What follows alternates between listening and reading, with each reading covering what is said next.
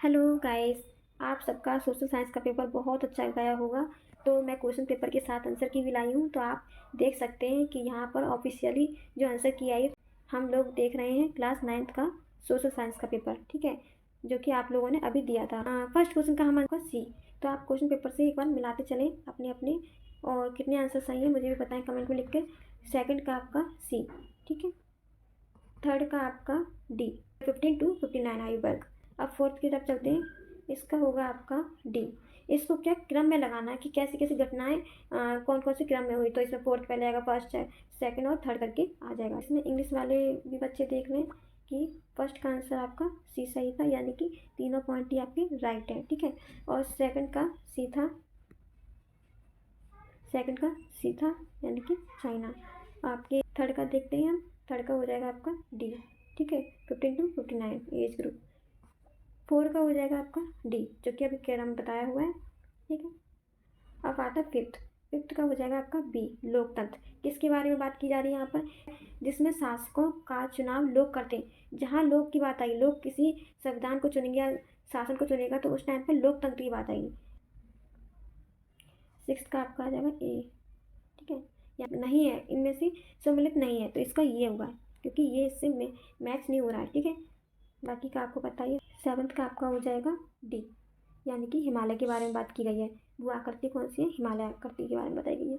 जैसे ऊंचे शिखर होना, गहरी घाटियाँ होना, तेज बहने वाली नदियाँ, ये सारी हिमालय की बात हो रही है, ठीक है। एट्थ में आपका हो जाएगा ए, यानी कि ओनली ए की सही है, ठीक है। फिर से बी, डेमोक्रेसी। सिक्स में आप देख सकते हो ए, सेवन्थ में डी, हिमालय की बात चल रही थी। एट्थ में आपका ए था, ओनली एक। अब आते नाइन्थ की तरफ, ठीक है, चलते नाइन्थ की तरफ। नाइन्थ में आपका आ जाएगा सी, ठीक है। आपको ध्यान रखना पड़ेगा, यहाँ पर कथन और कारण दो चीज़ दिए हुए हैं, तो आपको इन दोनों को बड़े ध्यान से पढ़ के तभी आंसर देना है इनमें से, ठीक है। बट आपको ये ध्यान, कुछ बच्चे क्या करते हैं, कुछ बच्चे जाएंगे आंसर में यही लिख के आ जाते या फिर यही लिख के आते, मतलब ये चीज़ें, ठीक है। बट आपको ध्यान रखना है कि ये आपको ओनली पढ़ना है, आंसर आपको यहाँ से देना है, ठीक है। तो आपका आंसर हो जाएगा नाइन्थ का सी, ओके। टेंथ का हो जाएगा आपका डी। टेंथ क्वेश्चन में क्या दे रखा, बहुत ही इजी क्वेश्चन पूछा गया है कि भारतीय संसद जो दिया हुआ है, इसके अंग की पहचान कितनी है, यानी कि कौन कौन से इसके अंग हैं। तो आपको पता है कि लोकसभा होता है, राज्यसभा होता है और राष्ट्रपति होता है। तो इसका मतलब क्या प्रधानमंत्री नहीं है? तो जहाँ भी ऑप्शन में तीनों मिल जाए वो सही है। जैसे कि इसमें दो भी है दे रखा है, तीन भी दे रखा है, चार, तो यही आंसर आपका सही है। 11 का आपका बी, ये, यानी कि यहाँ पर आपको मैचिंग करके आपको देख लेना है, ठीक है। फर्स्ट का सेकंड आएगा, ठीक है, और सेकंड का फर्स्ट, और थर्ड का फोर्थ, और फोर्थ का थर्ड, ये आपकी मैचिंग है। नाइन्थ वाले क्वेश्चन को आप देखेंगे, इंग्लिश वाले, इसका आंसर आपका सी अभी बताया गया था, करेक्ट है। 10 में आपको डी करना है, 11 में आपको बी करना है। नेक्स्ट क्वेश्चन नंबर 12, ठीक है। इसमें कावेरी नदी बताई गई है, ठीक है, इसमें कावेरी नदी का पूछा गया है। 13 का बी, ठीक है, एक बार आप लोग सब लोग देख लें। 14 का ए, मैं जल्दी जल्दी कर रही हूँ, आप लोग खुद मिला लें, क्वेश्चन आपको बताया गया कई बार क्लास में भी। 12 का कावेरी नदी, 13 का बी, आपका आंसर बी है। 14 का ए, ओके। अब आता है आपका 15 नंबर क्वेश्चन। 15 में आपका आंसर है ए, ठीक है। 16 में आपका सी है, ठीक है। ये तो 17 में आपका आंसर ए है। 18 में आपका आंसर सी है। बहुत ही इजी क्वेश्चन है, इस बार बहुत ही इजी क्वेश्चन आए, बट हाँ कुछ क्वेश्चन आपके घुमा दिए, जैसे कि डायरेक्टली ना पूछ करके उसको कई डिवाइड करके आंसर पूछा गया है। तो इसको भी आप लोकसभा के चुनाव में कितनी सीटें अब बच्चे इसमें क्या इसको करके आएंगे पक्का, क्योंकि ये गलत हो जाएगा। 2 सीटें अभी घट गई थी, मैंने ये लिखाया भी था आपको, तो ये हो गई है 5, 4, 3, ठीक है।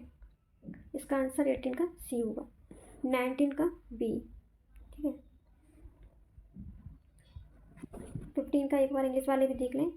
15 का ए, 16 का सी, 17 का ए, 18 का सी और 19 का बी। क्वेश्चन पे चल रहे हैं, क्वेश्चन नंबर 20। तो 20 का क्वेश्चन होगा आपका, क्वेश्चन का आंसर होगा डी। ठीक है, तो आप अपना बताएं कितने कितने मार्क्स आए हैं आपके। और ये आपके 2 नंबर के स्टार्ट हुए, इन सबको आप देखें और इनके आंसर की मैंने लास्ट में दे रखी है, उसको ज़रूर देखें। ठीक है, जिससे कि आपको पता चले कि आपके कितने मार्क्स सही हैं, कितने गलत, और कहाँ कहाँ आप मिस्टेक करते हो। ठीक है, धीरे धीरे कर देती हूँ जिससे कि आप लोग क्वेश्चन भी पढ़ सकें। जो बच्चे 9th में आए हैं तो वो इस चीज़ को देखें कि क्वेश्चन पेपर किस टाइप से आता है, और आपको भी नॉलेज हो जाएगी। ठीक है, ये आपका केस बेसिस क्वेश्चन दे रखा है। इस केस बेसिस क्वेश्चन में क्या होता है कि आपको यहाँ पर पूरा पैराग्राफ दे रखा होता है। इस पैराग्राफ में आपको पढ़ के इसके आंसर देने होते हैं, जैसे कि कैबिनेट किसे कहते हैं, संसदीय लोकतंत्र में प्रधानमंत्री की भूमिका कौन निभाता है या भूमिका क्या है, तो ये पूछे जाते हैं। इस तरीके से कुछ दे रखे होते हैं। तो ये इंग्लिश वाले यहाँ पढ़ें केस बेस पर आपके 4 पैराग्राफ आते हैं, तो इन चारों में 4-4 नंबर के होते हैं, तो बहुत अच्छी तरह से आप आंसर ले सकते हैं यहाँ से। ये आपका, इसको बड़े ध्यान से करना है। इसमें हमेशा मैप आधारित क्वेश्चन होते हैं, तो इसमें दो टाइप में क्वेश्चन होते हैं। ठीक है, तो आपको क्या करना है, पहले का 2 क्वेश्चन के आंसर देने हैं। ठीक है, 1 नंबर के होते हैं, है ना। इसमें क्या पूछा, प्रथम विश्व युद्ध में जो मित्र राष्ट्र थे उनसे संबंधित देश का नाम बताना है। ठीक है, और द्वितीय विश्व युद्ध यानी मैप में बताना होता है कहाँ पर है और कौन सा देश है। ठीक है, और बी में क्या होता है, 3 क्वेश्चन करने होते हैं। ठीक है, यहाँ पर दे रखा है, और तीनों ही 1-1 नंबर के होते हैं, यानी कि टोटल मिला के 5 नंबर के होते हैं आपके मैप। ठीक है, 5 नंबर के होते हैं। तो आपके ये क्वेश्चन बहुत ही ईजी है कि आप प्रैक्टिस करोगे तो बहुत अच्छे से कर लोगे। ठीक है, और जिन बच्चों का पेपर हुआ है तो वो अपना मैच कर लें, जैसे कि इसमें अन्नाई मुर्गी चोटी कहाँ पर है, और सबसे कम जनसंख्या घनत्व वाला राज्य कौन सा है, सावर झील कौन सी कहाँ पर है, और कोरोमंडल तट आपको बताना है। ठीक है, जो ये है ब्लाइंड बच्चों के लिए जो। अब आपका इंग्लिश वाले यहाँ से देख लें, और अब मैप में आपने देखा यहाँ पर आपको दे रखा होता है ए करके, और यहाँ बी, तो आपको बताना था क्वेश्चन नंबर ए में कौन सा देश आएगा, तो यहाँ पर आ जाएगा आपका फ्रांस। ठीक है, और यहाँ पर आ जाएगा आपका जापान। ठीक है, अगर यहाँ पर फ्रांस आएगा और यहाँ पर सेकेंड वर्ल्ड वार जापान। ठीक है, नेक्स्ट मैप में देखेंगे 37 का बी, इसमें भी आपको बताना है। इस मैप में हम देखेंगे फर्स्ट क्वेश्चन था अन्नाई मुदी कहाँ पड़ जाएगा, यहाँ पर। ठीक है, और सेकंड में आपका देखेंगे हम दूसरा था अरुणाचल प्रदेश, जो कि आपका सबसे कम वो था घनत्व जनसंख्या वाला स्टेट। ठीक है, अब इसमें थर्ड था सावर झील, बताओ सावर झील बताओ, यहाँ पर राजस्थान में पड़ता है, यहाँ पर। ठीक है, राजस्थान के अंदर। तो कोरोमंडल की अगर बात करते हैं तो कोरोमंडल यहाँ से यहाँ तक इस तरीके से फैला हुआ है। ठीक है, तो वो यहाँ फैला हुआ आप देख लेना। ठीक है, तो यहाँ पर आपको टिक करना था। अब क्वेश्चन पेपर आपका हो चुका है अब। ठीक है, तो ये ऑफिशियली आंसर किए हैं, तो इसमें आप देख सकते हैं कौन कौन से क्वेश्चन के आंसर दे रखे हैं। तो इस तरीके से आप देख लेना फर्स्ट पे क्या है, सेकंड पे है, तो आप कर लेना। ठीक है, इसमें एक बार जो क्वेश्चन पेपर है उसका ही इसमें आंसर है, तो आप देख लेना, इसमें सब लोग मैच कर ले। ये आपके ऑब्जेक्टिव वाले आंसर हैं। अब आता है यहाँ पर 2 नंबर के। आप लोग इन क्वेश्चन को जरूर देखें कि आप लोग पेपर में क्वेश्चन समझने में या गलती करते हैं, या फिर आप ढंग से उसको एक्सप्लेन नहीं कर पाते, पूछा क्या क्वेश्चन में और आप आंसर किसका दे रहे हैं। तो आप इस चीज़ को जरूर देखें, क्योंकि अब नाइन्थ के बाद आपका 10th एग्जाम आने वाला है, तो वहाँ गलती नहीं होनी चाहिए। तो ठीक है, एक बार देख लें, सब बच्चे जरूर देखें अपने क्वेश्चन पेपर को कि आपने जो क्वेश्चन पूछा उसके अकॉर्डिंग आंसर दिया। जो आपने आंसर लिखे हैं यहाँ पर जो रखे हैं, जो आंसर लिखे हैं उस हिसाब से आंसर दिया या फिर इससे डिफरेंट, क्योंकि आपको ये जानना बहुत ज़रूरी है कि आप कितना ठीक कर पा रहे हो।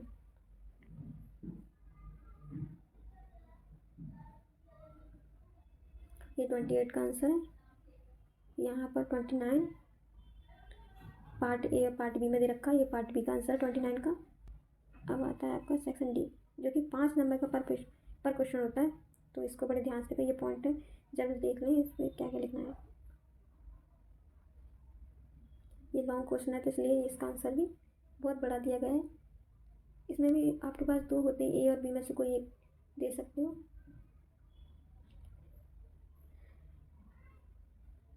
तो इस आधार पर आपके ये आंसर की आप मैच कर लें।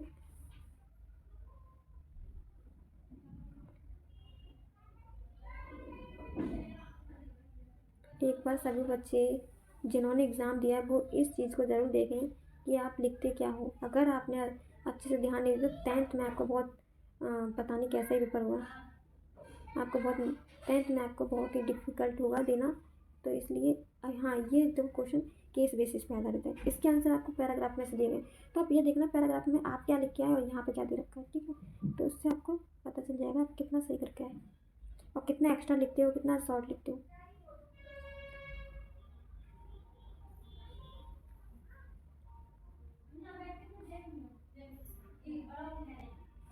ये मैप है आपका।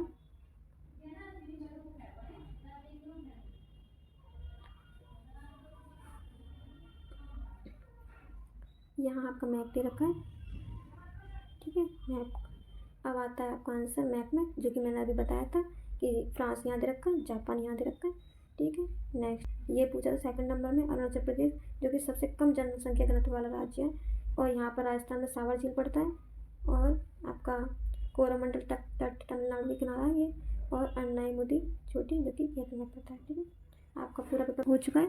थैंक यू आप सभी, और आपके कितने मार्क्स आए आप कमेंट में मुझे लिख के दिखाना, और अच्छा लगे तो चैनल सब्सक्राइब करना और लाइक करना।